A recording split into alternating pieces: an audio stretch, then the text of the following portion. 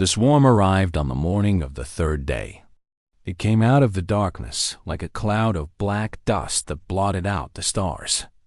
Billions of machines moving together with one purpose: consume, grow, spread, destroy everything in their path. The defense fleet met them at the edge of the system. Thousands of ships from every species firing every weapon they had. The swarm absorbed the attacks and kept coming. For every machine they destroyed, 100 more took its place.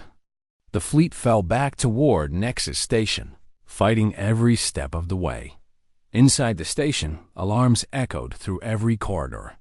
Civilians rushed toward the evacuation transports. Soldiers took up defensive positions.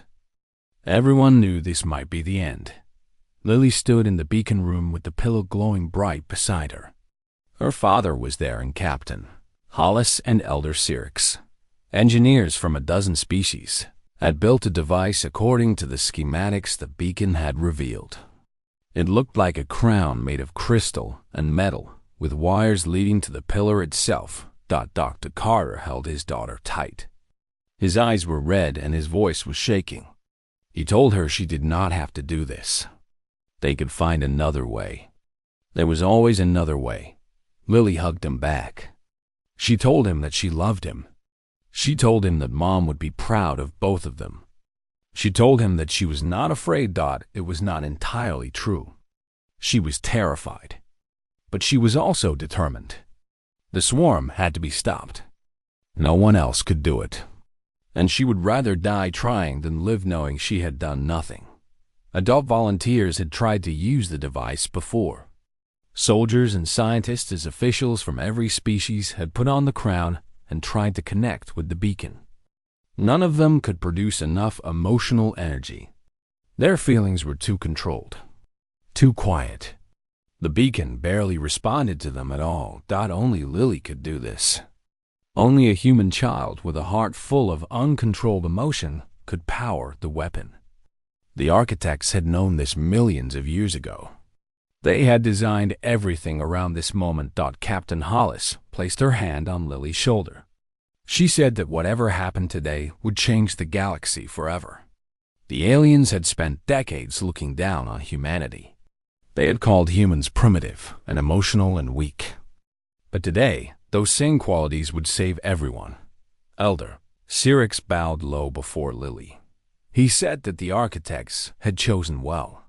She was exactly what they had been waiting for. The station shook as the first wave of machines reached the outer hull. They were cutting through the metal like it was paper. Time was running out. Lily sat down in the chair beneath the crown. The engineers made final adjustments. Her father knelt beside her and held her hand. She closed her eyes and thought about everything she had ever felt. She thought about the day she was born, even though she could not remember it. She imagined her mother holding her for the first time. She thought about birthday parties and summer vacations and the first time she saw snow. She thought about learning to ride a bike and falling down and getting back up again. She thought about her mother getting sick. The fear and the confusion and the desperate hope that somehow everything would be okay. She thought about the day her mother died, the emptiness that followed, the way the world seemed to lose all its color. She thought about her father, his laugh and his bad jokes and the way he always made her feel safe. She thought about the trip to Nexus Station and seeing the stars for the first time. The wonder of it all.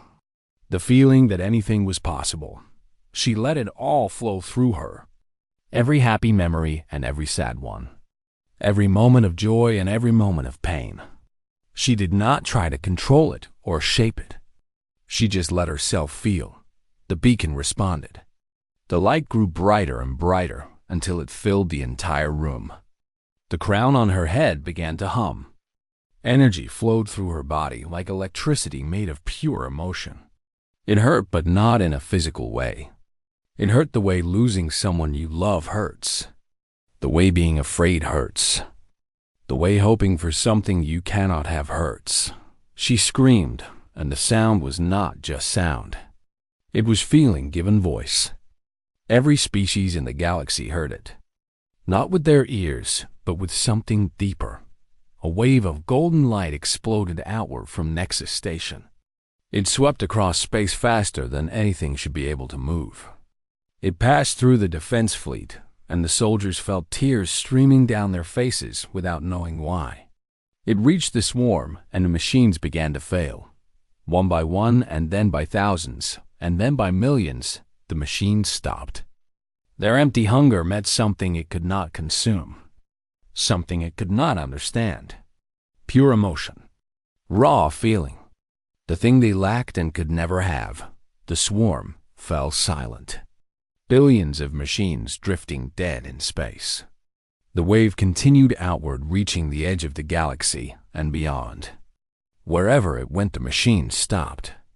The threat was over. Inside the beacon room, Lily collapsed. Her father caught her before she hit the ground. She was pale and still, and for one terrible moment, he thought she was gone. Then she opened her eyes and looked up at him and smiled. She was exhausted in ways that went beyond physical tiredness. But she was alive. The station erupted in celebration. Every species cheering together as the news spread. The swarm was destroyed. The galaxy was saved. And it had been done by a human. A 12-year-old girl who had simply been willing to feel. Elder Cyrix declared that humanity had proven itself. No longer would they be seen as primitive newcomers. They were something special. Something the architects themselves had recognized as worthy. Captain Hollis transmitted a message to Earth. She told them what had happened. She told them about Lily Carter and what she had done. The message would take weeks to arrive, but when it did, everything would change for humanity. Lily did not care about any of that. She just wanted to rest.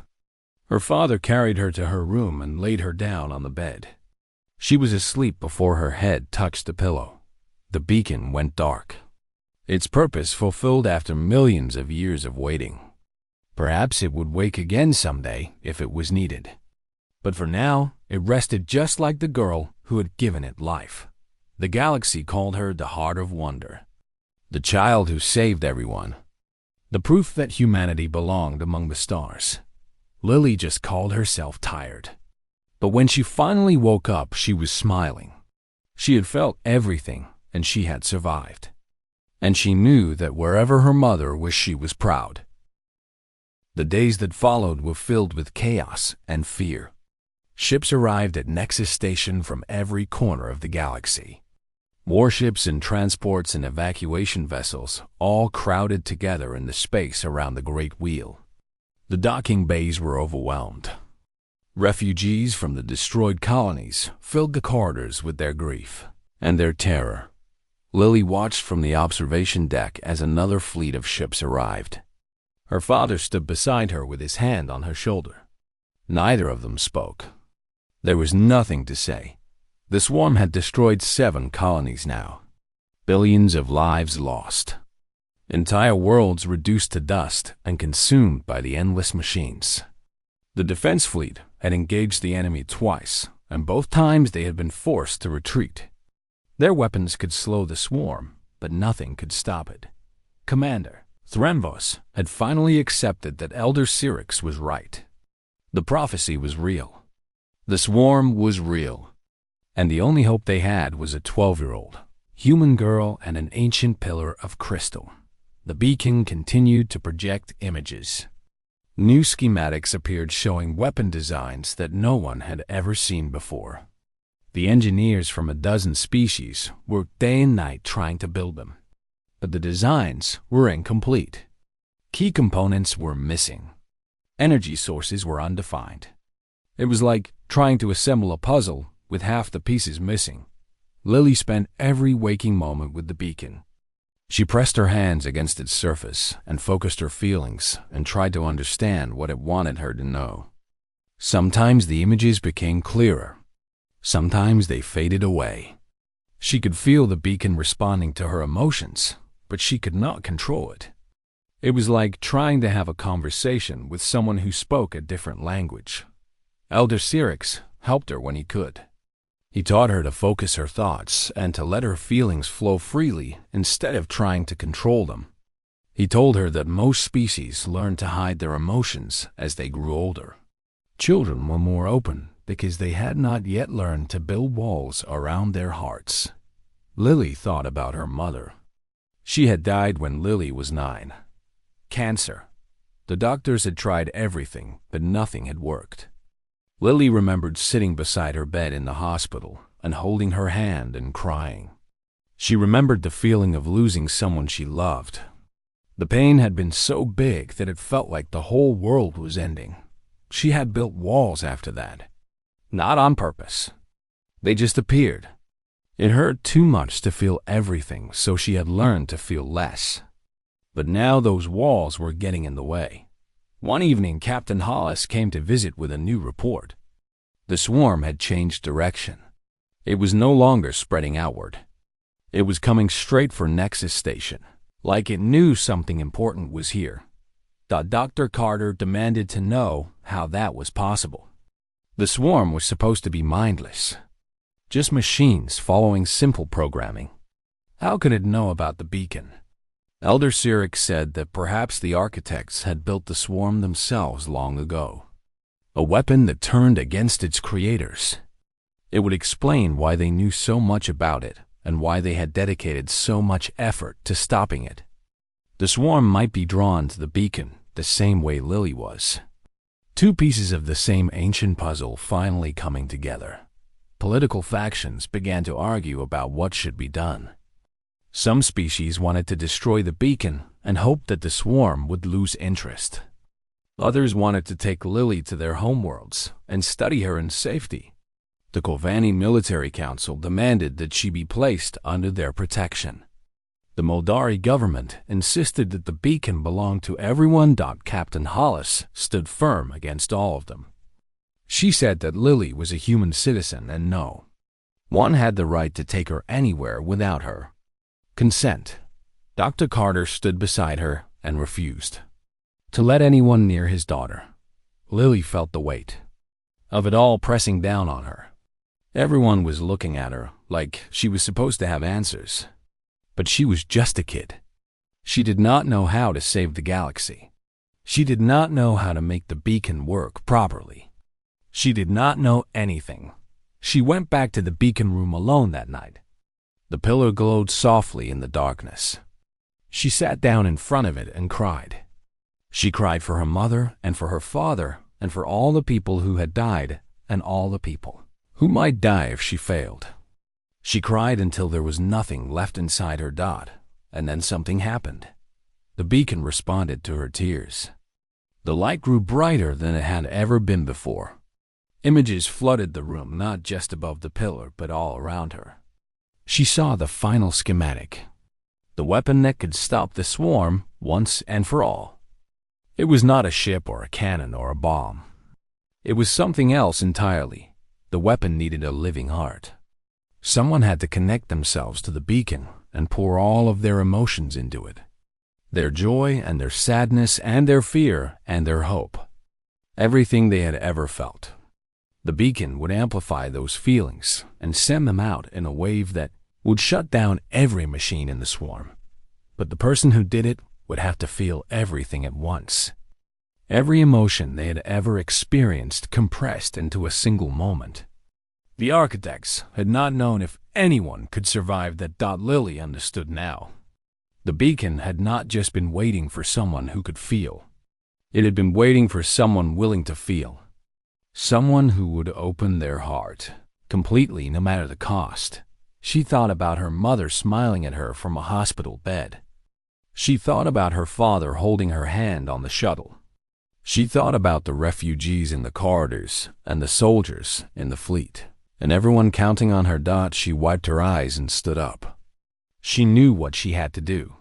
The swarm would arrive in 3 days. Nexus Station floated in the darkness between 3 star systems, like a silver wheel spinning slowly against the endless black. It was the largest structure ever built by the combined efforts of the galactic community. Dozens of species walked its corridors and conducted their business in its markets and debated their politics in its chambers. For over 2,000 years, it had served as neutral ground where enemies could meet as equals and old hatreds could be set aside in the name of progress. Lily Carter had never seen anything like it. She pressed her face against the window of the transport shuttle as it approached the docking ring. Her breath fogged the glass, and she wiped it away with her sleeve so she could keep watching. The station was so big that she could not see where it ended. Lights blinked along its surface like a city that had been lifted into space and set spinning among the stars. Her father sat beside her with a datapad in his hands. Dr. Nathan Carter was an archaeologist who had spent his entire career studying the remains of ancient civilizations. He had been granted special permission to access the Galactic archives on Nexus Station. It was the opportunity of a lifetime, and he had brought Lily with him because he could not bear to leave her behind on Earth for 6 months. Lily was 12 years old. Her mother had died 3 years ago, and since then it had been just her and her father. They were a team. Where he went, she went, even if that meant traveling to a space station full of aliens who looked at humans the way adults looked at children who had wandered into a room where they did not belong. The shuttle docked with a gentle bump and the doors opened. Lily followed her father into a corridor filled with beings she had only seen in pictures before. A tall creature with 4 arms and pale blue skin walked past them without a glance. A group of small furry beings chattered to each other in a language that sounded like birds singing. A massive figure covered in stone-like plates stood near a doorway and watched everyone, who passed with eyes that glowed like embers. Lily stayed close to her father. She was not afraid exactly, but she felt very small and very far from home. They were met by a Meldari official named Administrator Jianko. The Meldari were thin beings with silver skin and large dark eyes. They moved gracefully and spoke softly, and they had a reputation for being excellent record keepers. Zantao welcomed Dr. Carter to Nexus Station and explained that his research credentials had been approved.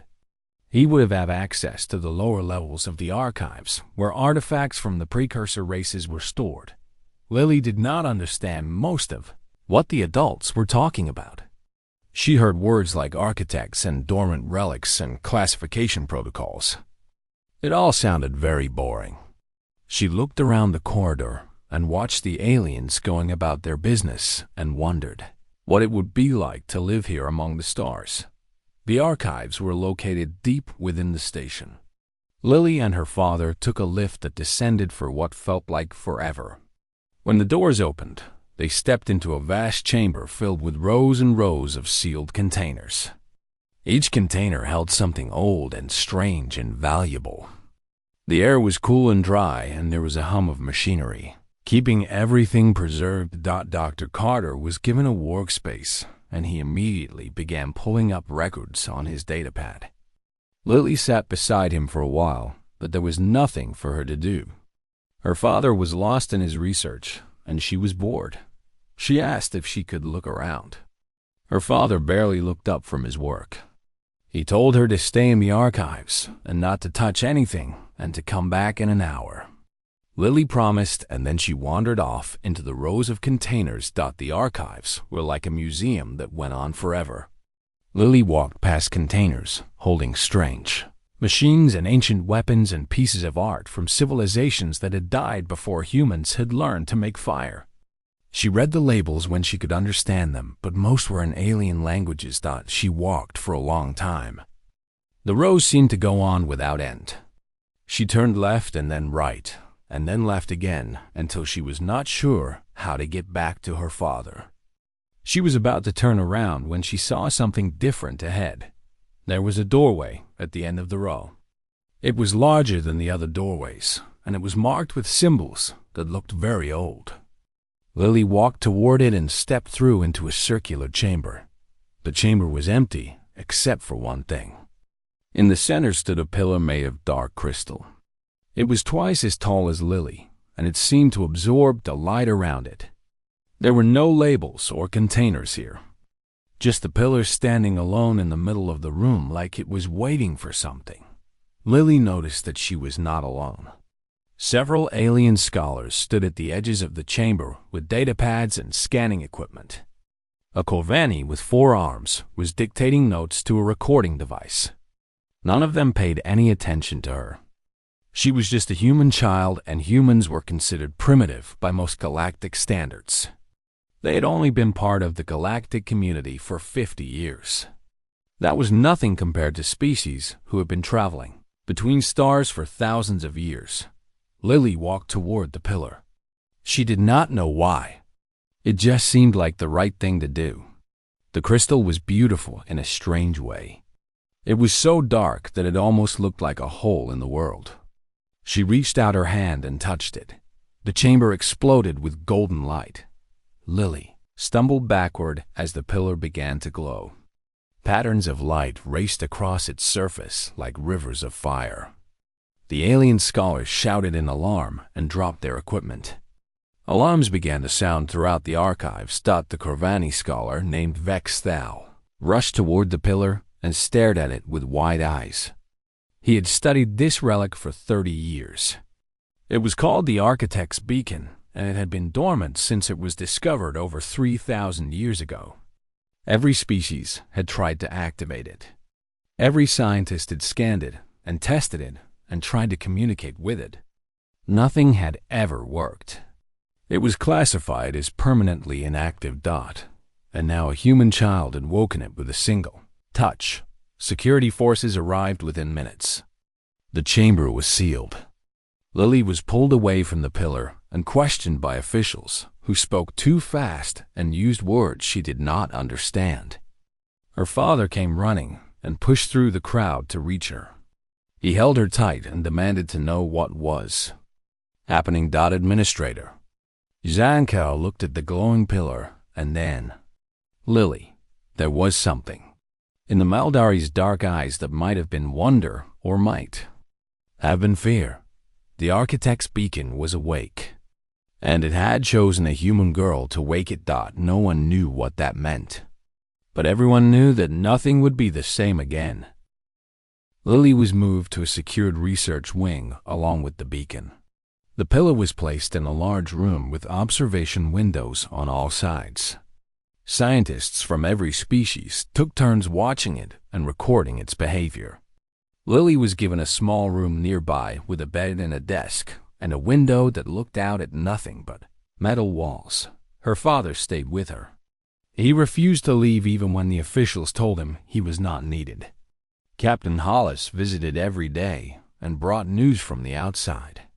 She told them that the Galactic Council was in emergency session. The reports from the outer colonies were getting worse. 2 more colonies had gone silent in the past 3 days.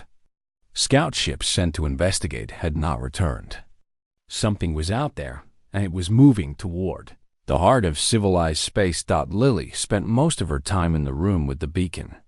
She did not know why, but she felt calm when she was near it. The golden light made her feel safe and warm, like sitting by a fire on a cold night. The scientists let her stay as long as she did not interfere with their work. The images continued to appear above the pillar. Star maps and symbols, and that dark shape spreading across the galaxy. Lily watched them for hours, trying to understand what they meant. The scientists recorded everything, and ran translations, and built computer models, but none of it made sense. Elder Syrinx came to speak with her one afternoon. He moved slowly like someone who had lived too long and seen too much. He sat down beside her and watched the images floating in the air. He asked her what she saw when she looked at the beacon. Lily thought about it for a moment. She said she did not really see anything. She felt things instead. The images were not like pictures in a book. They were more like feelings that had shapes. Elder Syrinx nodded slowly. He said that the architects had been a very old species, even by galactic standards. They had existed for millions of years before disappearing without explanation. They had built wonders that no one could understand, and they had left behind relics that served purposes no one could guess.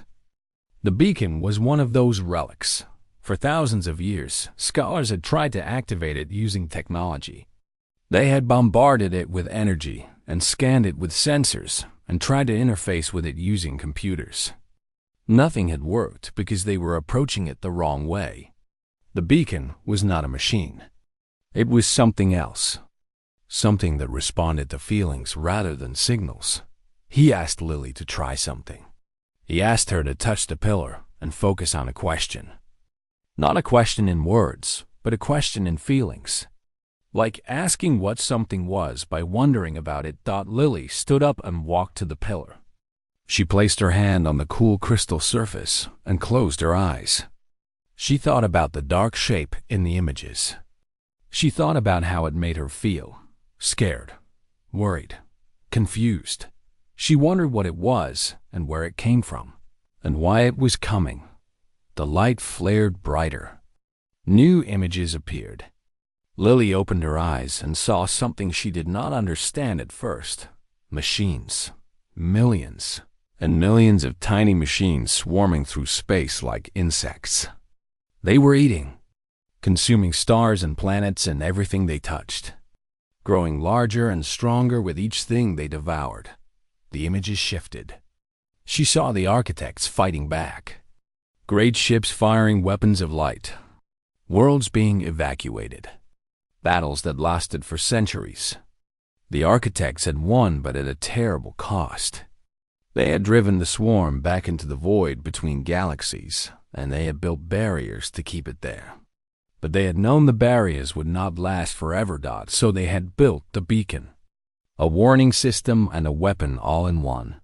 They had designed it to respond only when the swarm returned. And they had designed it to respond only to a species that could use it properly. Lily pulled her hand away and the images faded. She turned to Elder Syrinx and told him what she had seen. Her voice was shaking. The machines in the vision had felt hungry. Endless and empty and hungry for everything. Elder Syrinx stood up slowly. He said that the architects had been wise. They had known that technology alone could not stop the swarm. The machines could adapt to any weapon and consume any energy source. But there was one thing they could not consume. One thing they could not understand or copy or defend against. Emotion. Pure raw feeling. The machines were empty inside. They had no desires or hopes or fears. They simply consumed because that was what they were built to do. The architects had discovered that a weapon, powered by genuine emotion, could disrupt the machines in ways that normal energy could not. But most galactic species had spent thousands of years learning to control their emotions. They had built societies based on logic and order. Their feelings were quiet and controlled. Too quiet to power the weapons the architects had designed. Humans were different. Humans still felt things with their whole hearts. And human children felt things most of all. Their emotions were bright and loud and completely uncontrolled. Exactly what the beacon needed. Captain Hollis arrived with more bad news. 3 more colonies had been destroyed. The swarm was moving faster now. Estimates suggested it would reach Nexus Station within 2 weeks. Commander Threnvas was organizing the defense fleet. Ships from every species were gathering to make a stand. But everyone knew that conventional weapons would not be enough. They had all seen what the swarm could do. Dr. Carter looked at his daughter with fear in his eyes. He understood now why the beacon had chosen her, and he understood what that might mean. Lily looked at the glowing pillar and felt its warmth. She did not want to be special. She did not want to save the galaxy. She just wanted to go home and be normal again. But the swarm was coming, and she was the only one who could stop it. The chamber remained sealed for 6 hours, while officials from a dozen different species argued about what to do. Lily sat on a bench outside with her father beside her. He had not let go of her hand since he found her. His face was pale and worried, but he kept telling her that everything would be fine. Lily was not sure she believed him. She had seen the way the aliens looked at her when they walked past. Some looked curious. Some looked angry. Some looked afraid. She did not understand why touching a crystal pillar had caused so much trouble. The doors finally opened, and a group of officials emerged. Administrator Zionka was among them, along with several beings Lily did not recognize. One was a Kovani military officer in a dark uniform covered with medals. His name was Commander Threnvos, and he looked at Lily like she was a problem that needed to be solved. Another was an ancient Meldari with silver robes and eyes that seemed to see through everything. This was Elder Cyrix, and he had studied the architects for over 300 years. There was also a human woman in a formal suit. She introduced herself as Captain Diana Hollis and explained that she was the human diplomatic attaché stationed on Nexus Station. She told Dr. Carter that she was there to protect their interests and make sure they were treated fairly. Commander Threnvos spoke first. He said that the architect's beacon was a relic of immense historical importance. It had been studied by the greatest minds of every species for thousands of years. No one had ever been able to activate it.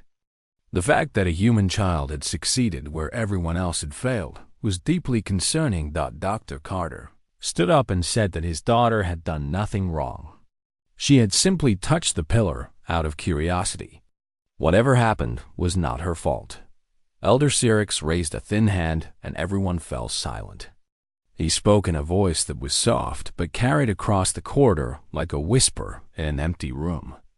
He said that the child was not to blame. The beacon had chosen to respond to her. The question was why. They went back into the chamber. Lily walked between her father and Captain Hollis, with the alien officials following behind. The pillar still glowed with soft golden light.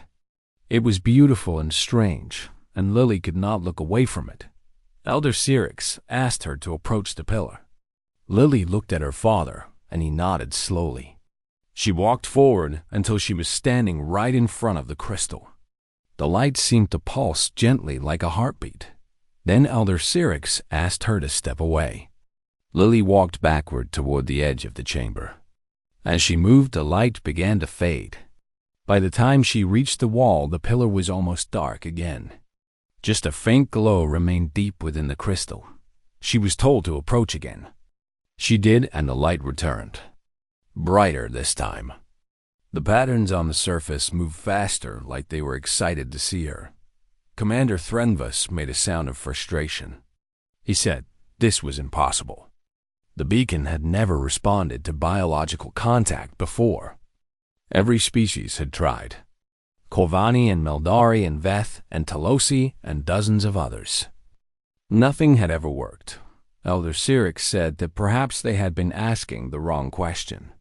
They had always assumed the beacon was looking for a species with advanced technology or powerful psychic abilities. But what if it was looking for something else entirely? He told them about a prophecy that had been found among the architect ruins centuries ago. The translation was uncertain, but it spoke of a guardian that would only wake for those who still remembered how to feel. The scholars had interpreted this as a reference to psychic sensitivity or emotional telepathy. But what if the meaning was more simple than that? Captain Hollis asked what he meant. Elder Cyrix looked at Lily with his ancient eyes and said that most galactic species had evolved to control their emotions. Feelings were seen as primitive and dangerous. They were suppressed and managed and kept hidden behind walls of logic and discipline. But humans were different. Humans still felt things openly and freely. And human children felt things most of all. Lily did not know what to say. She just stood there, looking at the glowing pillar. She had not done anything special. She had just touched it because it was pretty, and she was curious. That was all. Medical teams arrived and ran scans on Lily for hours. They checked her brain and her blood and her genetic structure. They found nothing unusual. She was a completely ordinary human girl by every measurement they could take. Dr. Carter grew more worried as the hours passed. He did not like the way the alien officials were talking about his daughter. They were speaking of tests and studies and long-term observation. They were talking about her like she was a specimen instead of a child. Captain Hollis pulled him aside and told him to stay calm. She said that she would not let anyone take Lily away, but they needed to cooperate for now until they understood what was happening. The pillar began to do something new.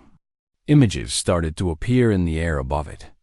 They were faint at first, but they grew clearer as everyone watched. Star maps showing regions of space that no one recognized. Symbols in a language that had been dead for millions of years. And something else. Something that looked like a warning. A dark shape appeared among the stars. It spread across the map like a stain. Wherever it touched, the stars went out. Elder Syrinx stared at the images with an expression that Lily had never seen on an alien face before. It took her a moment to recognize it. It was fear. He said that the architects had not left a beacon behind as a monument or a treasure. They had left it as a warning. Something was coming. Something they had tried to stop long ago. And now, after millions of years, it was coming back. Commander Threnva said this was nonsense. Old superstitions and ancient prophecies meant nothing. The images could be anything. But even as he spoke, a message arrived from the edge of known space. A distant colony had detected strange readings in the void between galaxies. Something was moving out there in the darkness. Something that should not exist.